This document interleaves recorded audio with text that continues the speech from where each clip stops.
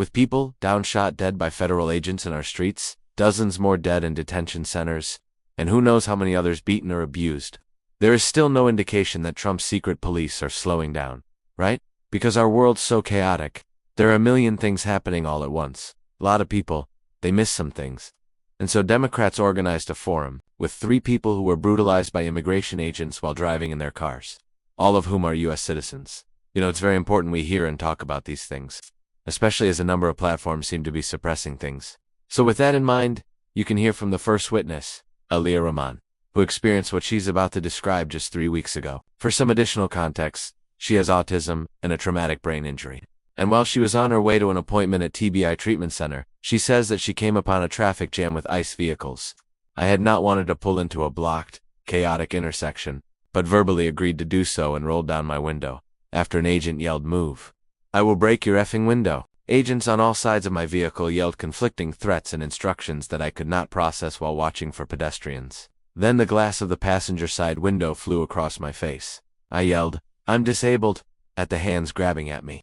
And an agent said, "Too late. I'm by police is able to get of the doctor up there."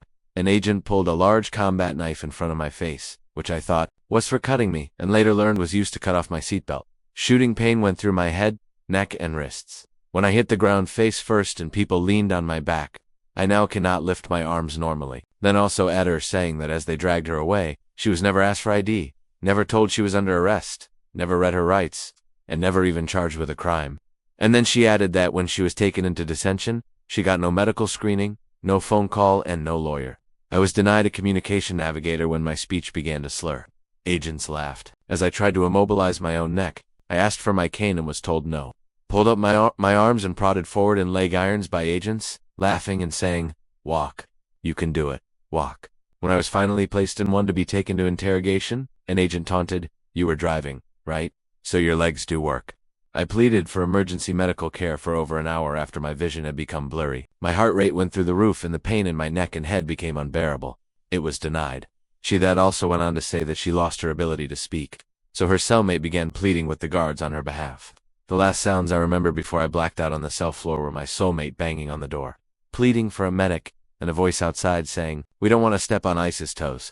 And then she testified that the next thing that she knew, she was at a hospital where doctors told her that she had suffered a concussion, which is, bad enough for anyone, but fucking terrible to hear if you already have a traumatic brain injury. And that, of course, is not where it ends. Because we then heard from our second witness, Daniel Raskin. With Daniel, he says that last August, when he was running an errand with his future father-in-law, Francisco, and his future brother-in-law, Jonathan, all of a sudden, 2 unmarked trucks boxed in their car. I looked up, thinking, we must be at a red light or in a traffic jam, but to my surprise, I was instead met with four men in face, sunglasses and baseball caps and guns drawn, pointing straight at us.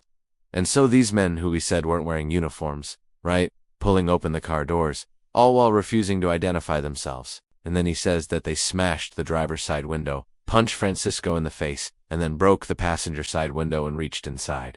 Then you can lose 5 for our lives.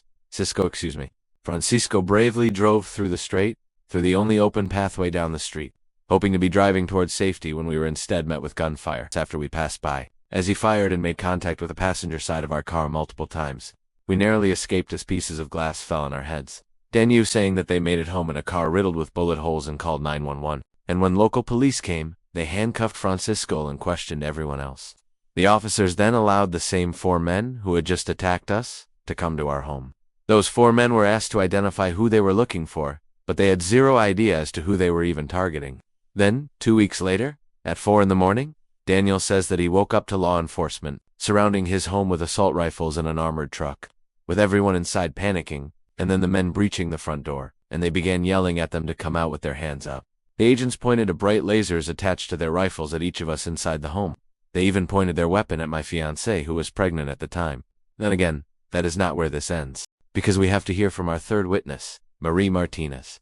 And Miss Martinez, she shared how last November, she packed a bag of clothing to donate to her local church and started driving there.